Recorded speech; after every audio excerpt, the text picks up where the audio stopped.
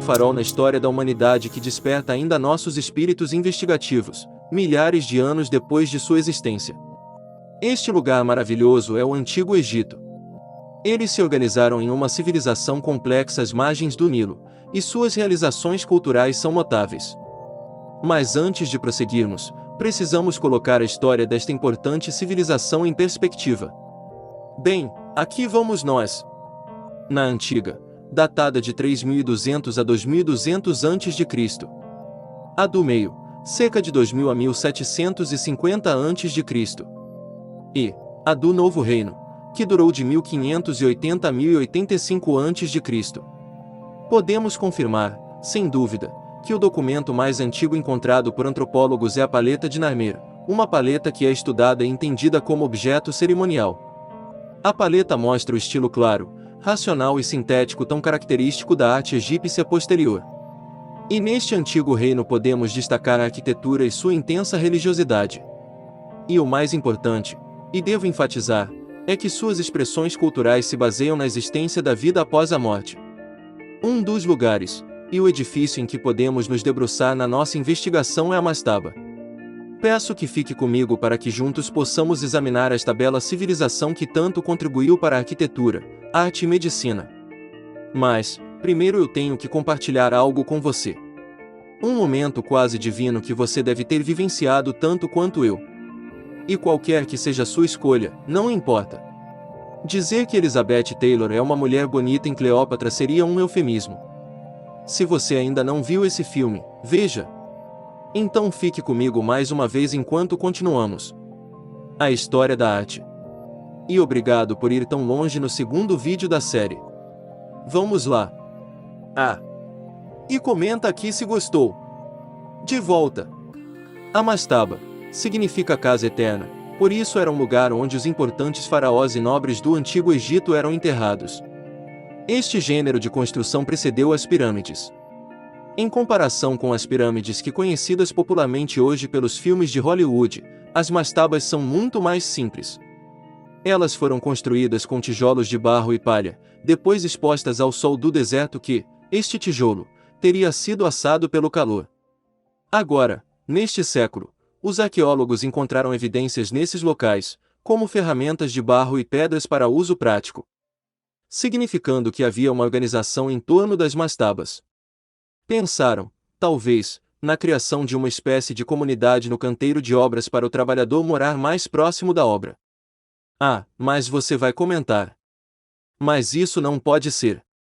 Quem construiu foram os escravos e eles não cuidam dos escravos assim. A coisa está no chicote. Tratavam as pessoas na base da chibatada. E eu posso lhe responder que há muitos anos arqueólogos e historiadores tratam este assunto de outra forma.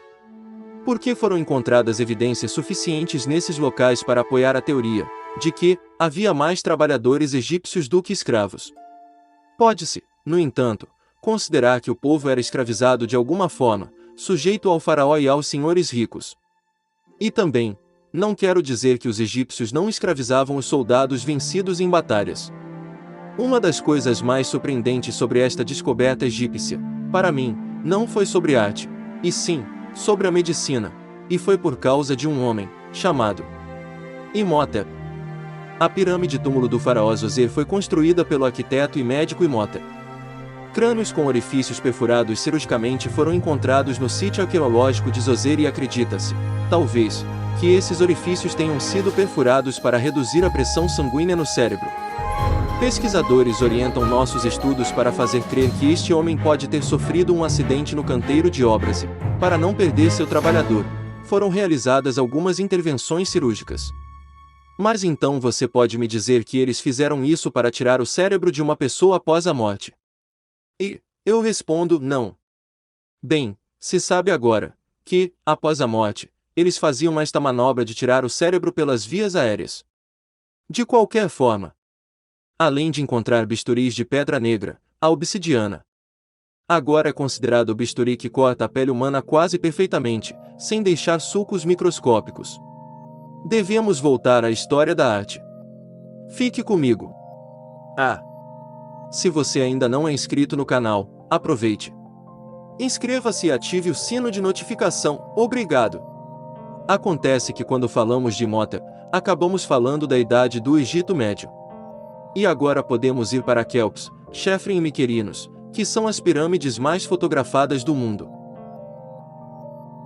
E é aí que a arquitetura dá saltos para melhor. Observe, por exemplo, olhando mais de perto a esfinge que precede a pirâmide de Khefren e que representa o faraó Khefren. Impressiona. É preciso destacar. As pinturas que a arte egípcia apresenta seguem a lei da frontalidade. Claro, isso acaba sendo uma limitação para o artista, observe. Essa era uma regra imposta. Havia regras de pintura muito estereotipadas, como, por exemplo, a de escribas com olhos focados, ou reis, retratos muito maiores que seus súditos. O mais impressionante, e temos que deixar um pouco o assunto do Egito e andar mais longe, em direção à Ásia. Pergunto se posso fazer esse suporte a mais em nossa pesquisa, entretanto resumindo, vamos procurar a dinastia Yueshi. Na China. Para esta dinastia, os arqueólogos encontram no sítio Donjueshi, chamado de cultura Yueshi pela comunidade arqueológica, cultura antiga criada pelo povo Donji, Rexia e Shan. O local de Donjueshi fica perto da vila de Yueshi, a leste de Daze. Em 1959, os arqueólogos descobriram um grande número de ferramentas de pedra, cerâmica e ferramentas de osso no reservatório de Zia. Simplicidade e elegância, pesado e prático são os principais estilos de cerâmica da cultura Yueshi. Os potes de barro são simples e delicados. O desenvolvimento de vários vasos de cerâmica típicos. Os vasos de cozinha mais importantes encontrados são da cultura Yueshi, e há muitos deles. Existem várias diferenças entre os utensílios daquela época e podemos falar sobre isso em outro vídeo. Agora vou fechar para retornar aos egípcios. Mas esse suporte foi feito para alertar que a cultura estava acontecendo praticamente em todos os lugares do planeta. Simultaneamente ao salto entre os dois impérios, o Egito atinge seu auge arquitetônico, mas com grandes problemas e crises políticas. Na pintura mural, as técnicas rígidas são abandonadas e as figuras começam a se mover. O pintor deixa o trabalho mais gestual. Uma observação importante que trago para você é sobre a liberdade artística dos egípcios. Pois é. Apesar de tudo, existia uma liberdade de expressão. Temas sérios eram ilustrados em túmulos tebanos, mas às vezes eram copiados com mais alegria e sem muita formalidade em óstracos que são cerâmicas ou em papiros. Nas fábulas egípcias, os animais podem aparecer como personagens desempenhando funções, comportamentos ou ocupações humanas. Sobretudo, as cenas em ostracas, que são peças cerâmicas, oferecem um grande número destas imitações de motivos conhecidos das paredes dos túmulos, em que os animais também substituem as figuras humanas, caricaturas felizes que parodiam ou zombam do comportamento humano. Essas cenas podem ser entendidas como reflexo do espírito humorístico e cômico dos artistas. Mostra liberdade de pensamento e expressão, reproduzindo como se fossem HQs. Quadrinhos que emulam cenas religiosas ou funerárias. Desenhos desse tipo em óstracos ou papiros podem ser encontrados em todas as principais coleções egípcias. Isso é muito legal. Acredite! Outros momentos em a história da arte também iremos encontrar esse tipo de arte. A arte cômica. Por isso, é tão importante entender sobre todas as propostas poéticas de um artista. E se você já é um artista, sabe que precisa saber sobre estética na arte. Existe uma maestria que os egípcios demonstraram em suas técnicas de construção. Pois, não há argamassa de nenhum tipo, entre os blocos de pedra que compõem suas enormes paredes. Claro, e se você procurar bem, encontrará todos os tipos de especulações em relação à construção das maiores pirâmides do Egito. Sendo a principal delas, a que foram realizadas com a ajuda dos extraterrestres. Eram os deuses, antigos astronautas, destruindo a ideia de que o homem natural seria capaz de tais feitos. E por aí vai. E o cardápio é vasto. Mas, antes de você querer ir atrás nessa nova busca divertida sobre os extraterrestres, sobre o assunto das pirâmides e extraterrestres, te convido para vir comigo até o final do vídeo. Pois, vamos falar mais das peculiaridades da arte egípcia. Então vamos lá! E não se esqueça de se inscrever no canal e ativar o sino das notificações. Ao lado dessas 3 pirâmides, fica a esfinge mais famosa do Egito. É, também, uma obra gigantesca, com 20 metros de altura e 74 metros de comprimento. Representa o faraó Khefren, porém, a ação erosiva do vento junto com as areias do deserto, como uma lixa, ao longo dos séculos, deram-lhe uma aparência enigmática e misteriosa, criando com isso mais especulações acerca do assunto.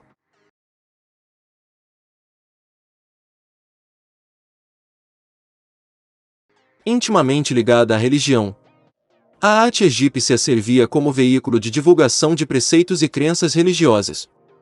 Uma arte panfletária, política e religiosa. Desta forma, padronizada, não deixava qualquer espaço para a criatividade ou imaginação pessoal dos artistas. Assim, os artistas egípcios eram criadores de uma arte anônima. Em sua execução deveriam apresentar o perfeito domínio das técnicas de pintura e desenho daqueles tipos. As regras a serem observadas na pintura e no baixo relevo incluíam a lei da frontalidade, tão característica. Era estritamente obrigatória. O tronco da pessoa deveria ser sempre apresentado de frente, enquanto a cabeça, pernas e pés deveriam ser vistos de perfil. Então, para eles, toda arte e produção possuía assim uma finalidade prática.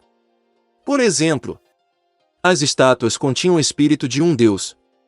E adivinhe, quem será que era esse deus? Claro! O faraó. A pintura na tumba retrata cenas da própria vida na terra. Isso, para que o espírito do morto pudesse se lembrar dela no plano espiritual. Encantos e amuletos protegiam o indivíduo das maldades. As cerâmicas eram para uso doméstico como preservar o alimento, água ou bebidas fermentadas. Nessa convenção artística, a arte não pretendia representar uma visão naturalista, que sugerisse uma ilusão de realidade para o espectador, entendendo que a pessoa poderia confundir a figura humana representada de frente com o próprio humano. Por isso existiam essas leis, parecendo um distanciamento entre a arte e seu observador, com uma linha clara entre elas. Talvez, para preservar a psique. Outro dia, vi em uma rede social um print, publicado por alguém, de um sujeito aplicando uma cantada na personagem Magalu, o avatar comercial da loja Magazine Luiza. E ele insistia que a Magalu era real e estaria mentindo para ele. Pense, parece brincadeira. Mas não é. Outra questão. Havia pouco para ensinar, focados somente nas técnicas. A manifestação artística que ganhou as mais belas representações no Império Antigo foi a escultura. Mesmo com tantas convenções também nesta arte, a escultura desenvolve uma expressividade que surpreendente apresentando as características raciais e status social do retratado. No Império Médio, 2000 a 1750 a.C., o convencionalismo e o conservadorismo das técnicas de criação voltam a produzir esculturas e retratos estereotipados. O clímax da arte egípcia acontece no Novo Império que vai de 1580 a 1085 a.C. Agora o Egito experimenta o auge de seu poder e cultura. Faraós revivem as grandes obras de arte nas construções, das quais as mais bem preservadas são os templos de Karnak e Luxor, ambos dedicados ao deus Amon. O mais esteticamente significativo desses templos é um novo tipo de pilar, decorado com motivos retirados da natureza, como o papiro e a flor de lótus. Então é isso. Obrigado por chegar até aqui novamente. Vou pedir para que você se inscreva no canal e ative o sino das notificações. Muito obrigado! E até o próximo vídeo!